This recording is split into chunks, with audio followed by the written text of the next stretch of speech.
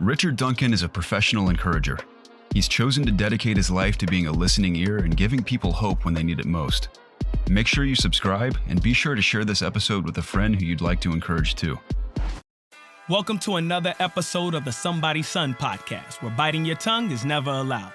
Young men battle with the pressures of manhood every day. Each episode, we tackle topics that focus on worth, actions, and relationships. Our goal is simple: help men win the war with themselves.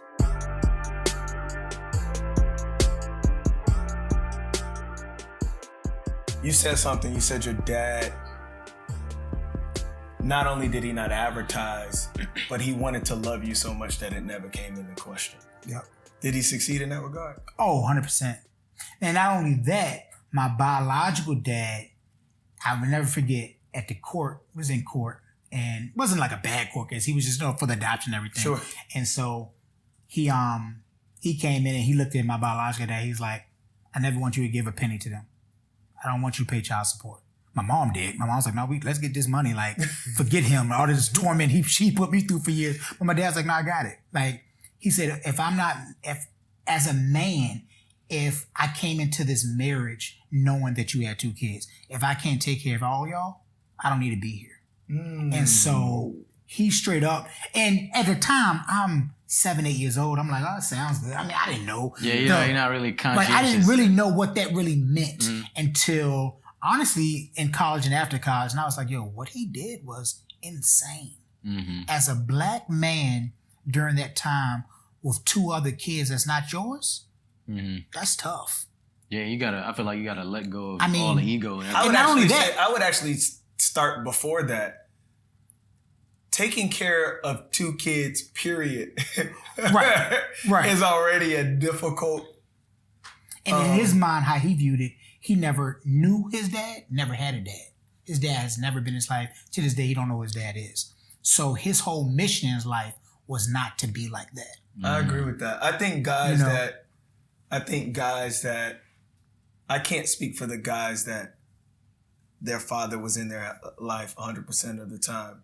My dad was in, out, and then, of course, ultimately they end up divorcing. And what I will say is, because of the version of him that me and my middle brother received, he was intentional in making sure my baby brother got a different version. And I commend him for that. I also think, though, that it lit a fire underneath me. And I know, like, this dude, when he have kids, I'm about to be super excited, because that I can already see the fire has been stoked. That, okay, I gotta make sure I know what that feels like, not to have that. So I'm gonna make sure I go above and beyond. So I didn't know that about your pops, which is why it's important to have unscripted conversation. Right. But yeah, that's awesome, bro. Yeah, man. That's awesome. Yes, How is that translated to being in the church?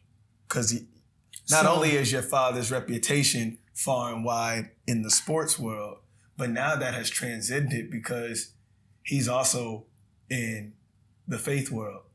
Right. So, tough, because he is, so you guys know, he is our lead pastor at our church, and I'm under him. So it's very interesting, because you know your dad is your dad, but now your dad's also your boss. And now your dad is your boss. You talk to him all during the day. Don't call me, bro, after hours. Like, I had enough of you. You know, so as you know, of any athlete, they're very competitive. Right. So he brings that competitive nature from the court now into the church world.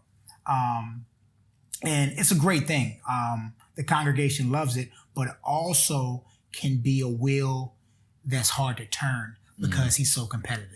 Right. Like, everything in the church don't have to align with sports, bro. You know, so that's the hard thing as his son, who didn't play collegiate sports, trying to let him know, look, all right, this is God, this is our faith, and how do we, which is what we're talking about today, how do we reach people outside of this space? And so that's been my goal as coming on as an ordained pastor now for a little over 3 years, almost going to 4 years. That's my goal. So when I found out the subject of it, I'm like, this is my life lesson. This is what I'm here for. This is what I'm put on earth for. I do believe is that how do you reach people that would never set foot not only in your church, but a church period. Because a lot of black churches are like restaurants. They're so competitive. Wow. They are. I mean, it's just like, oh, you go over there? Okay, I know about that. Why we got to talk about, why does it have to be like that? But that's how it is. You know, we're so competitive. And I say we, not necessarily our church. I'm talking about especially black church in general. And, you know, you try to, for example, what is Burger King known for in your mind? Being second to McDonald's. Being second to McDonald's. Okay, what else? What's their slogan? Have it your way. Have it your way, right? Yeah. So that's their thing. They're the flame. What is the flame broiled? Yeah, that's their niche, right? What do you think Wendy's is known for? 4 for 4. Right. 4 for 4. They got burgers. They got chicken sandwich. They got little different things. McDonald's. What are they known for? Everything. They dominate the space. Right. They dominate the space. So, but at the end of the day, right? They all basically do the same thing. That's true. I mean, right? I mean, they all got chicken sandwiches. They all got burgers. They all got fries. But they compete heavily against each other. Right. Right? And so the church has adopted that business model, which is very dangerous. Because we're not talking about food. We're talking about souls. Does that make sense? So not only does it make sense, I'm glad you're sitting next to him. Yeah. He want to do away with not do away with the institution, but he felt like there needs to be significant changes 100%, to the institution. Bro. So the fact that you speaking like this, I see why y'all sitting next to each other. And my man Chris is in. He's vibing. That's what I'm talking about. And as a pastor with a church, with a building, I can say that we're messed up. You know, the church right now, and we're in a space right now, brick and mortars are starting to be less and less. And COVID really told us what that's about, right? And so now you're in a digital space, and a lot of, you know, just keeping it buck, like a lot of black churches weren't prepared for that digital space. When you say prepared, what do you mean? Speak on that. So, for example, your typical black Baptist church probably didn't have a streaming service, probably didn't have a production team. Right. So now you're forced to either do things the old way. So a lot of them, and even right now, what's going to happen tomorrow, they're coming to the church, going to the parking lot, listening to the church on a transmitter. Wow. Just so you know, I mean, this is in Petersburg, in Richmond, in our city. That's what's happening. Because guess what? They were reacting. This is their reaction to it. They are not proactive.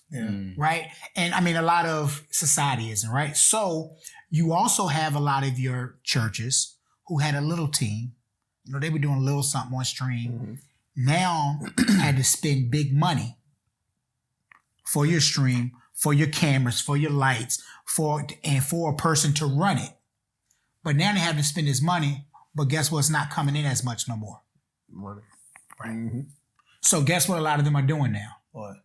Laying off their staff. Wow. This is what's going on in church. They're laying, because it's going on in business. How many people have getting furloughed? How many people have been let go? Church is no different. And it could be worse because and this is why it's worse. Church gets their money from the members, right? From their tithes and offering. Right. If they don't have jobs, how they go pay the church? How they go give? When I say pay the church, you know what I mean, right? How they go give their tithes and offering? You know, but there's some churches out there, I don't care. Before you pay your bill, give your tithes and offering. What? How dumb? As a pastor, look, that is not how you should do it. That is not how you should preach the word, preach the gospel, talk to your members. Because as a pastor, if you're giving money to God, but to the church, $100, $200, whatever, thousands of dollars, and you don't have rent to pay because you believing in God, God gave you the money, pay your rent, child. Right? If you believing in God so much, now you on the street with your kids, but yet you still paying the church. And let me tell you guys, it's a lot of people that do it. It's a lot of people that do it. Wow. You are turning the heat up on conversations that I think folks might have not necessarily felt comfortable, but even reluctant to even touch on. And again, I say this, I'm so glad you sit next to him. This y'all got to make sure y'all connect after this, because y'all are in the same wavelength in the ways of thinking. But so you said you want to find a way to connect or reach people that may not step foot in the church. Right. We had TC on Tim Cruz. His initials is TC, but Tim Cruz was on the pod, and Ali asked a very direct question, like, what about people that may not be able to hear him? Do you think streaming has helped? And my second question is, how are you trying to find ways to reach people outside of the physical structure? Great question. Do I think streaming has helped? Let's go with the first question. Yes and no. Our space is so saturated now. You're talking about... I'm talking about on a Sunday, if you turn on Facebook, YouTube, Sunday at 10 a.m., most of the time that's the service time, you will see every church under the sun going live. So, as a person, as a lay person, you're like, what, I don't know. Too many options. It's so many options, right?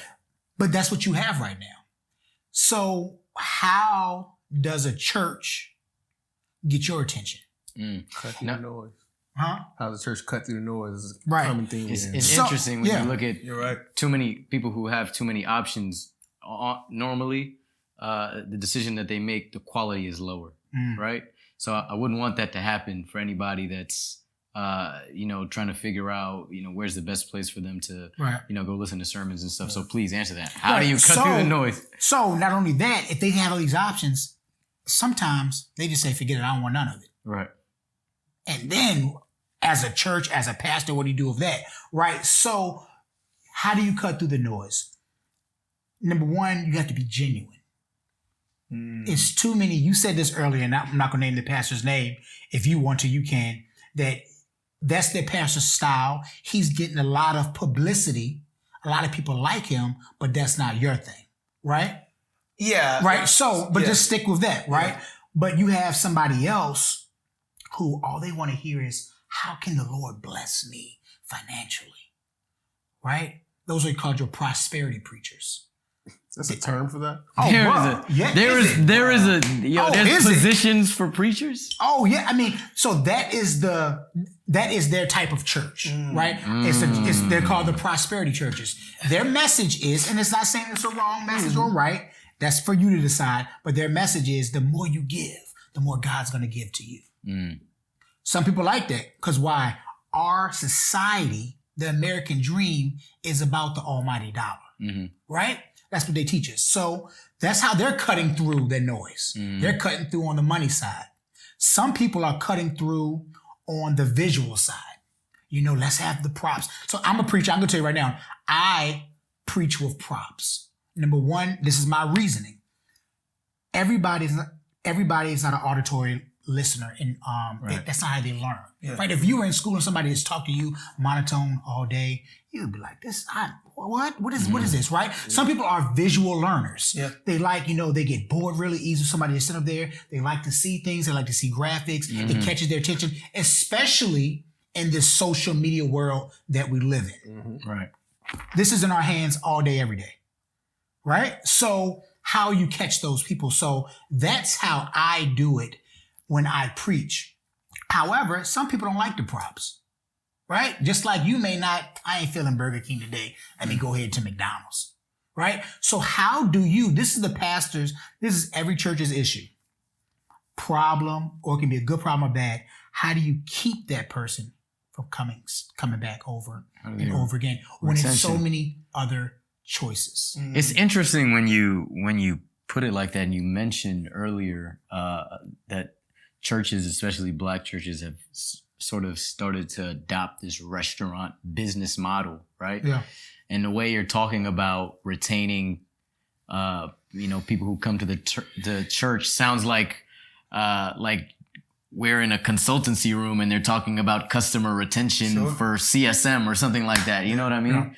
Yeah. Do you think it's a problem do you think it's an issue that we can sit here and talk about like faith and even use the term business model like together?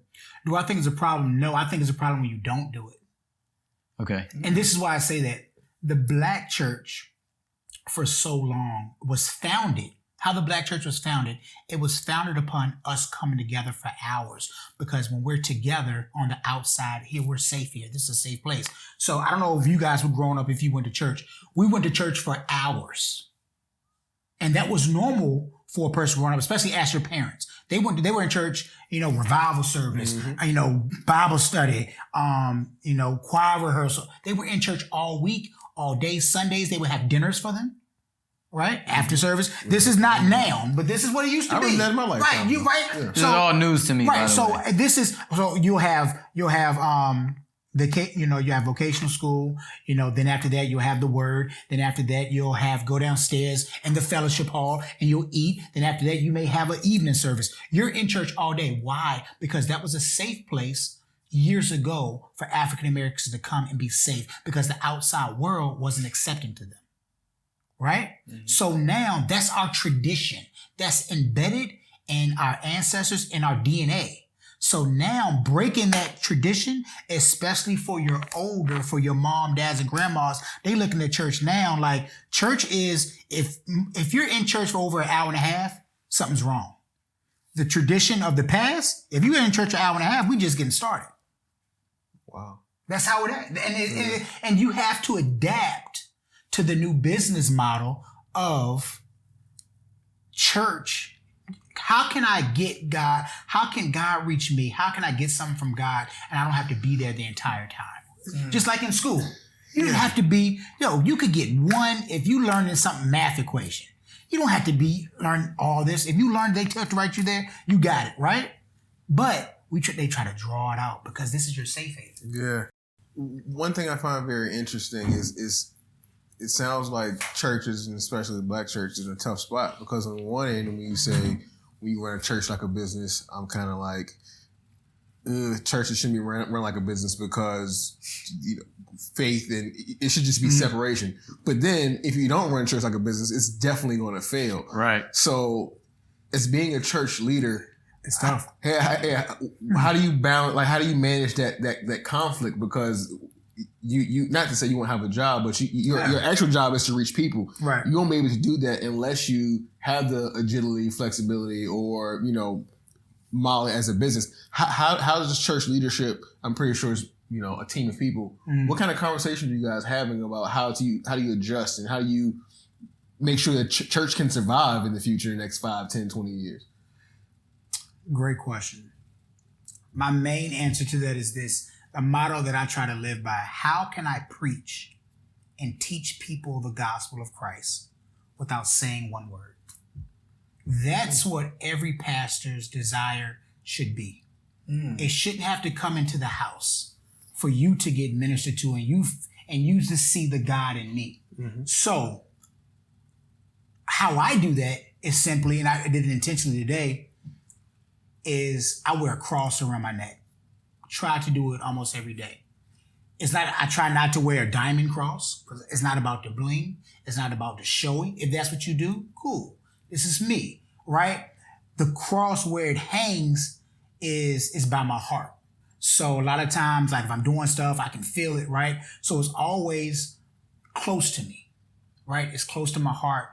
The other thing is people tend to ask me a lot, oh, you got a cross on? Oh, you in the church? It's a witness tool without you saying one word, right? And I try to wear my crosses kind of beat up. My son had this one time, chewed on it because it shows, and you can probably see it, it shows us as a person that we're not perfect, right? A lot of times preachers portray this perfect ideal. And it's just not true, which is why some people don't want to come in the doors. Just being real, right? Which is why, like, or the reason is, I know them people. She was just in the club with me last night. Like, and look at her looking all fake up there. But the other side of that is, as a Christian, you have to know you can still go to the club and still go to church. And people may say, well, hold on. What you talking about? This is some new church stuff. But this is the thing. People don't realize, man, Jesus did not spend his time in the church.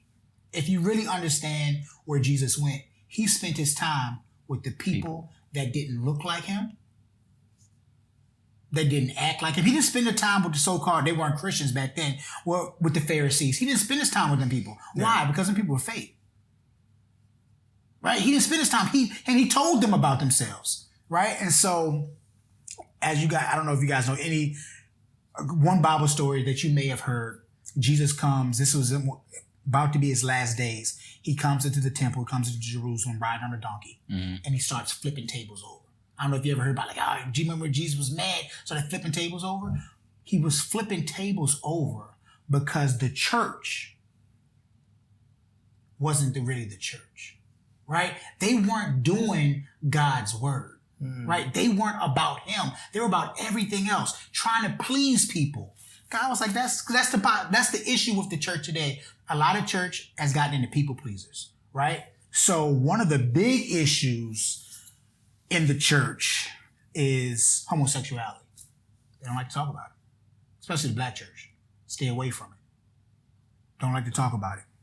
And the reason why is that as a black people, we were taught, some of us, if you are a Christian, that's of the devil, that's wrong, you shouldn't do it. And if you see somebody with them, lay your hands on them, that's how they were taught. But God is like, no, you love them. You want those people in the church, don't you? Don't you want those people in the church? Right? You don't. But the church tends to either cover it up, because if you see some back in the day, some of your great choir directors, especially your people who sang, may have been thought as being homosexuals, but you don't want to ruffle no feathers because that person could have been one of your biggest givers. So if you ruffle feathers with your biggest givers, now guess what? You're messing up the money. So I'm not going to mess up the money, right? A lot of church, whether you guys believe it or not, it boils down to the almighty dollar.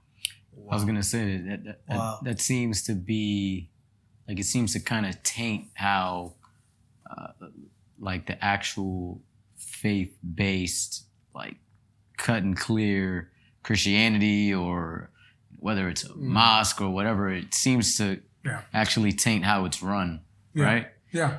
So, go ahead. No, I was just going to ask you, you talked about reaching people. That's a lot to unpack. Yeah, it's a lot. It is, man, but I love it.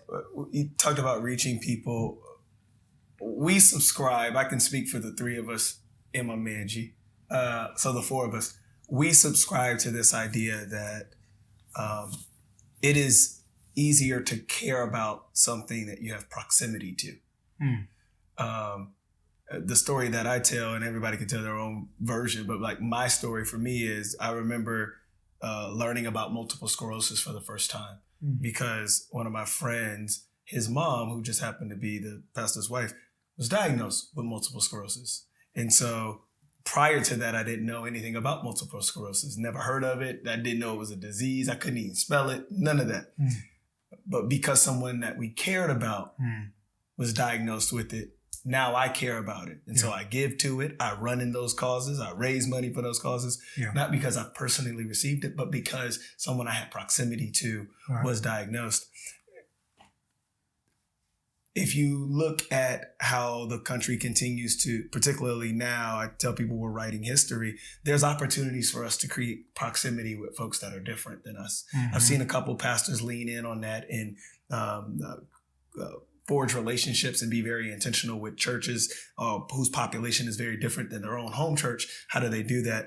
From a proximity perspective, if you agree or disagree, I would be interested in that. But like, what do you think the church has lived up to the proximity responsibility? If you think it's a responsibility, given the fact that on that particular hour of the day or hours of the day, we've seen folks self-segregate. And I recognize you said what the church used to be, but if we subscribe to evolution and realize that, 100 years ago, we didn't have smartphones and now we do. Right. Should the church evolve in that, in creating proximity with other people? 100%. They should. But it's a thing called familiarity. Church, I'll give you an example. And it'll be a quick example. I bought a new home 2 years ago. The new home in my old home was approximately I don't know, 15, 20 minutes apart. So I would go to church, leave church.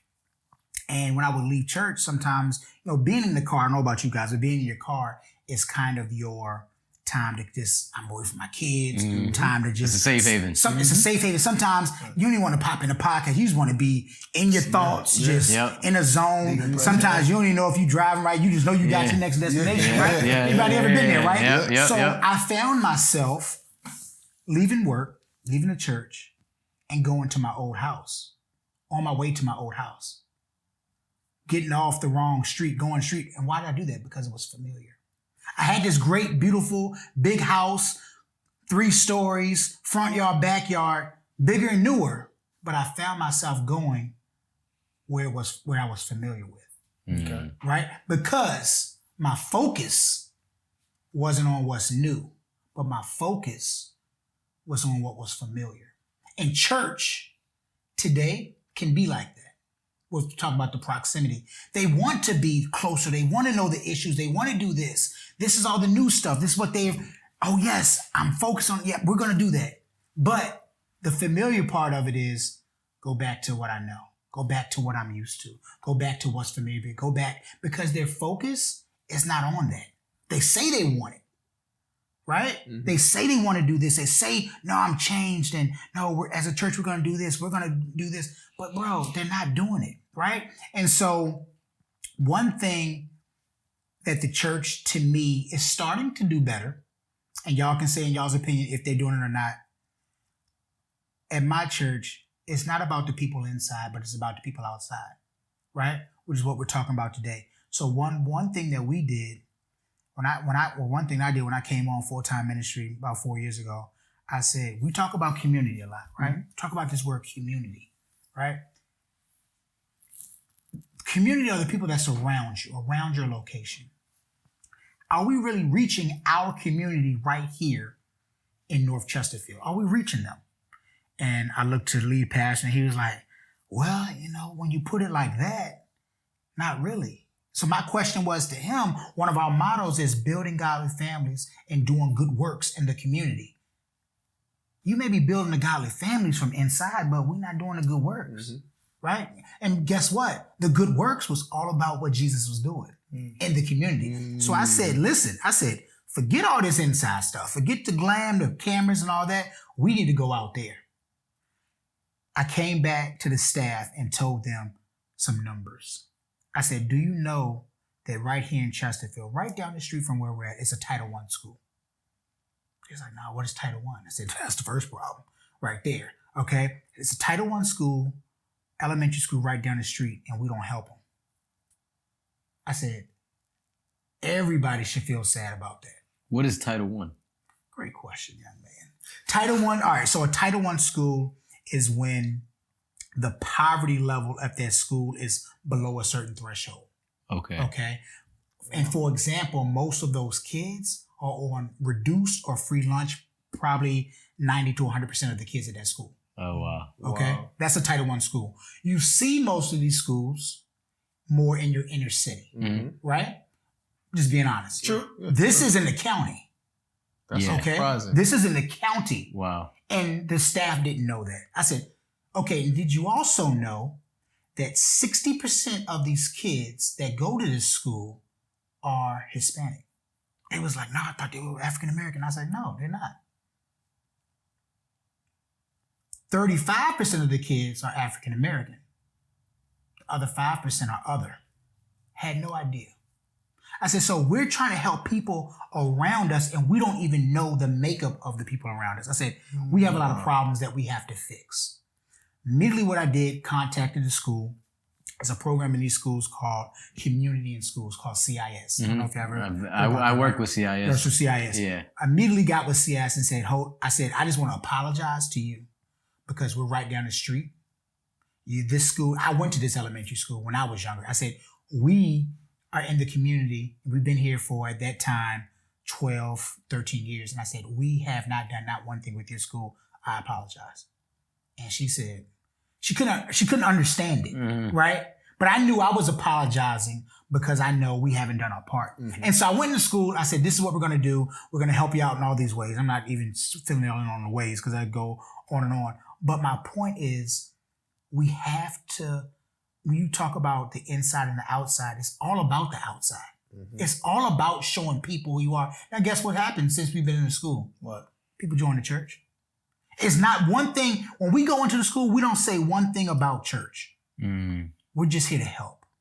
If I can get you a meal, if I can get you a coat on your back when you cold, if I can get you a haircut when you can't afford to get a haircut, if I can get you detergent when you don't want to come to school because your clothes are dirty and your mom would rather feed you than wash your clothes, if I can get you detergent to feel better about yourself, those are the things I'm trying to do. Yeah. So guess what the kids do? Mom, I want to go over there with Pastor Rich and them. I don't know, they look out for me.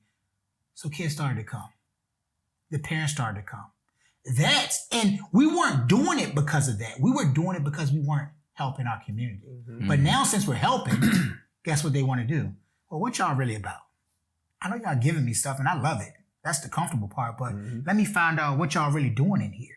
And what we're doing in there is the same thing we're doing out there, but we're just doing it in the church. Right? So we're helping people. Can I shake your hand, man? Yeah, bro. Can I shake your hand? Wow, man. That's powerful. Yeah. You're acknowledging that the church has a responsibility to serve its community. We're going to lose some people right there. Some people might not even acknowledge that as a responsibility. If you don't, we're not. Right. You are where you are. We're going to pray for you. Yeah.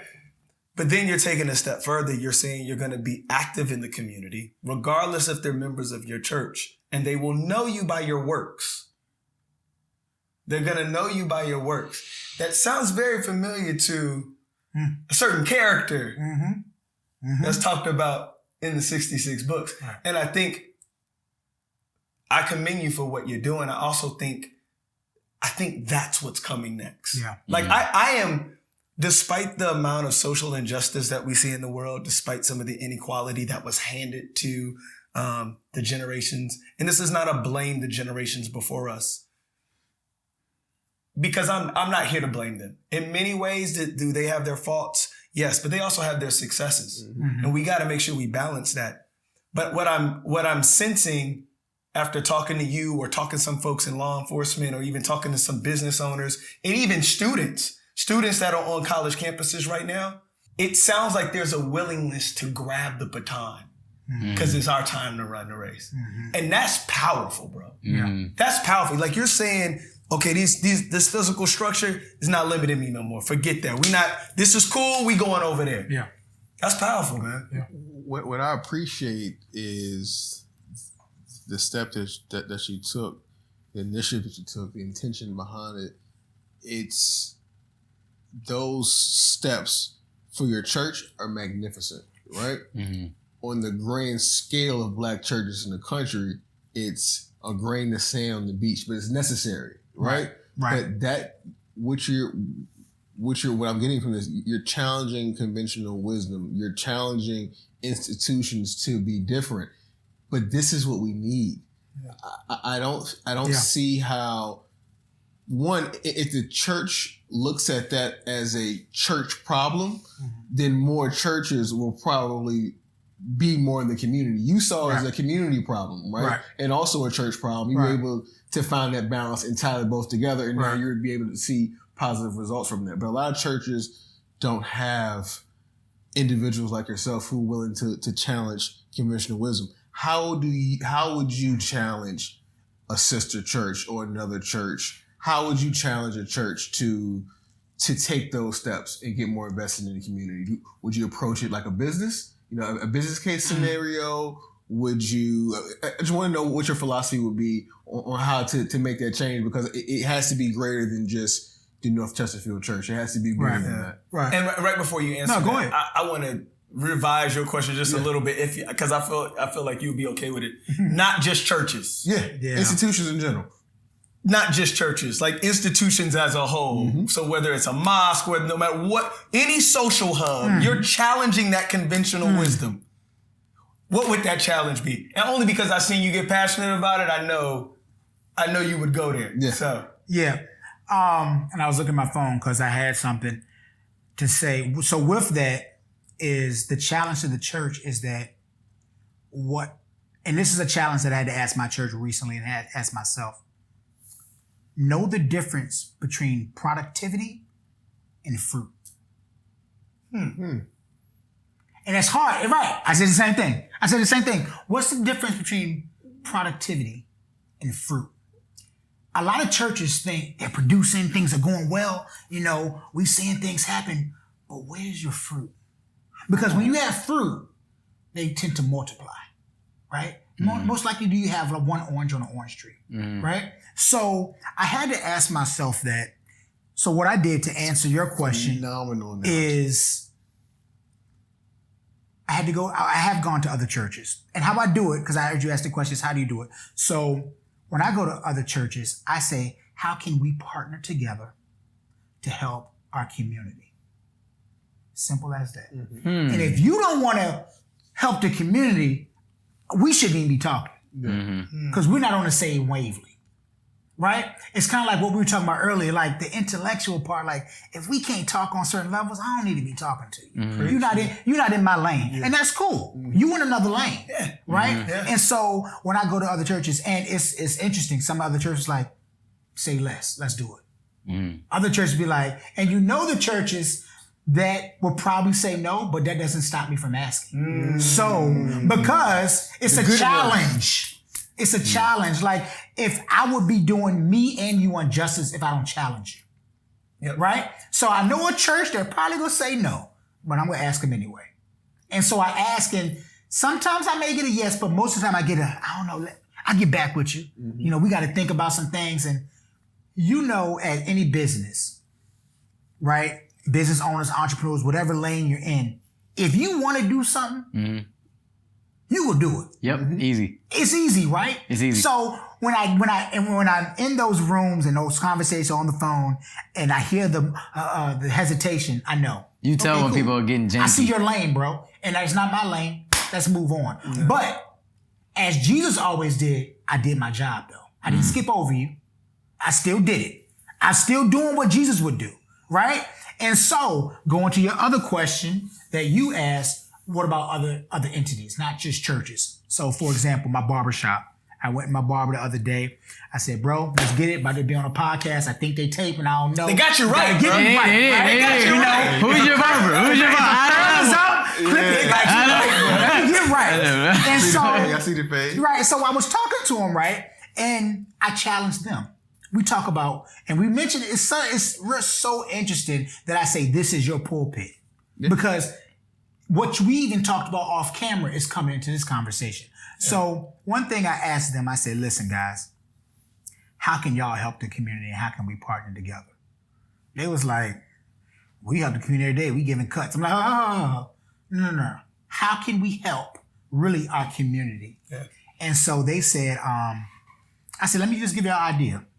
You probably have heard this in other communities. I said, let's go to a school in the area. I said, I got 4 schools, because not only did I do that elementary school that I just told you about with the Title I, I've now did an elementary, a middle, and a high school in our area that all feeds into the same school, because I may not touch a family because they don't have a elementary school, but they have a middle school.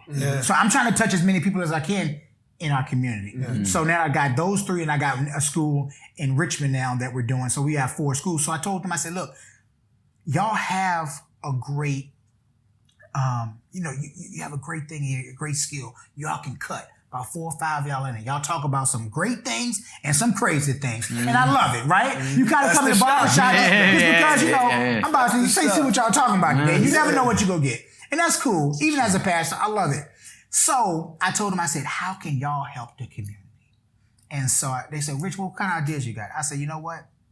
I was like, I know y'all have heard this idea. This is what I told them. I said, I want to give cuts to kids that really, really can't afford it. Right? Because what I found out by going in these schools and going to our community, and you guys know this, when you look good, you just do better. I mean, you feel better about yourself. Right? You got a fresh cut. You got your new threads on. You got some new kicks. You just like, you feel a little better. You want to go to school. And so I told them, I said, listen, man, I really want y'all to cut some heads. I said, what is it gonna take? One guy was like, and they were honest, because I wanted an honest conversation. The guy was like, look, Rich, done it before. They was like, my hesitation is this. And it all goes back to the money. If I do it on a weekend, because most likely it's gonna be on a Saturday or Sunday, sure, I'm gonna miss my clients from here. I said, okay. So I said, so what do you need? Do you need a company to partner with us to say, okay, look, I got 4 barbers. Can each barber get $400 each? And, you know, I got a sponsor to come in so y'all will get paid so y'all not missing out. They was like, oh, we never thought about that. That'll be great. Because I'm trying to talk it out because everybody always has an excuse, right? You know, so I'm trying, okay, so I got that. They was like, well, the other thing is, and this is interesting, and this is true, you guys probably have seen it and can understand what they were saying. They said, well, some of these kids be coming in with fresh J's on and they fresher than me. So they feel in their mind, you don't need this. Yeah. Johnny down there who may not get a cut because it's backing up really need this. And I said, listen, but that may be true, but we can't judge that. And so many times we, ourselves, me included, the church, we judge people the first time we see them. But you don't know that kid got a fresh pair of J's because his grandma been saving and saving and saving to give it to him. We don't know backstories. We don't know that. Now, he could have 40 pair of J's and he's just trying to get a free cut.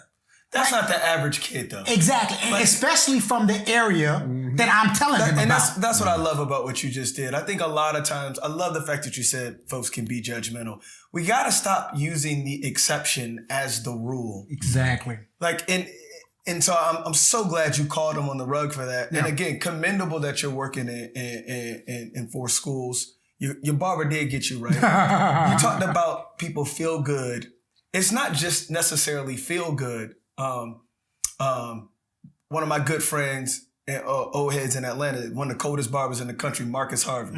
He cut Grant Hill hair, Damian Lillard, Klay Thompson. He talks about when you sit inside the chair, the therapy that happens for a man. He said, look, when you wounded, where you gonna run to? You can't run to work. In many ways, when you go home, you can run there as well, but they also looking at a man. There's certain projections of what that looks like, right? Yeah. And they ain't running to the therapist. And then it's taboo in society to run to the therapist. He says, so he actually believes, we got to connect you with Marcus. He actually believes that the church and the barbershop are actually very similar locations as where the wounded comes, 100%. Which is a whole nother conversation. 100% agreed. But the subconscious of having a good cut, even if my clothes ain't name brand. Oh, yeah. They don't gotta be. Of course. I feel good. So I love that you pivoted there. I think you just gave us homework on what we're doing to collaborate with other podcasts in the space or media companies in the space. So I take that. I can't expect or ask something of someone else if I'm not willing to take on the same responsibility. Yeah. So it's year 2 for us. It's season 2. I want you to know, we're going to take that as homework. We're going to take that challenge of figuring out what we can do to, operate in the community and give back. I think the other thing, though, I would commend you and actually challenge you to do more of is, you said, even if you think you know what somebody's going to say, you do it. Yeah. One of the conscious things Chris and I have done this season is wear brands of independent and minority-owned businesses. We've been very intentional in that. And oh, by the way, we didn't ask y'all to give it to us for free or a discount because we recognize you on the come up. We recognize that. It's awesome. Chris, you put value on their company by paying for it. Yes. But I struggled with it at first because Chris was like, I was like, well, what happens if they don't show love or what happens if, he was like, that's not why we doing it. That's it. Yep. That's it. Yep. And I think what you're doing is in the church, you're being the Chris in the church. Why are we doing what we're doing? Right. Is it to be productive or is it to produce fruit? Because if it is to produce fruit, all churches will go outside. 100%, bro. I appreciate you, bro. 100%. I really appreciate you. Yep. Lucky to know you. Yeah. This is great, man. Y'all, and listen, what y'all are doing here is a form of church. Whether y'all don't want to see that or not, I'm just telling y'all. And this is the thing about Christ, man. It doesn't have to be a building. It doesn't have to have a steeple. This is church. He said, but 2 or 3 are gathered. So here we are. Church service. I know you. I know what you're gonna say, but I'm saying this is y'all's church. That's all I'm saying. Yeah. You don't have to say that. You can say podcast and all that, but I love it, man. It's definitely therapy for me. Yeah, 100%, and that's what church is. We hope you enjoyed this episode of the Somebody's Son podcast. We encourage you to share this episode with a friend. And remember, on this path called life, you are not alone. Thank you for watching. Until next time. She like the way that I finessed her. She stared so long, she let